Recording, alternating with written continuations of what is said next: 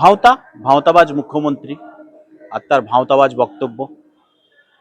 মুখ্যমন্ত্রী একসময় দুধ বেচতেন, আজকাল চাকরি বেচছেন, ভাইপো কয়লা বেচছে, মাটি বেচছে, বান্ধবীদেরকে নিয়ে ফ্ল্যাটে থাকছে সব নেতা মন্ত্রীরা, কোটি কোটি টাকা ফ্ল্যাট থেকে উদ্ধার হচ্ছে।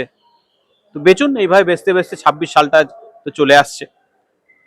উনি যে মিথ্যা কথা বলেন, চরম মিথ্যাবাদী, এটা মানুষের সামনে আরো একবার পরিষ্কার হলো।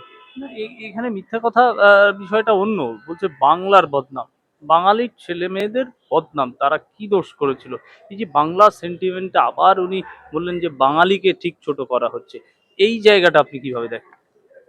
প্রথম কথা হচ্ছে, এটা হাইকোর্টের রায়ের পরে সুপ্রিম কোর্ট রায় বহালই রাখলো। তো কোন কোর্ট দিয়েছে? সুপ্রিম কোর্ট দিয়েছে।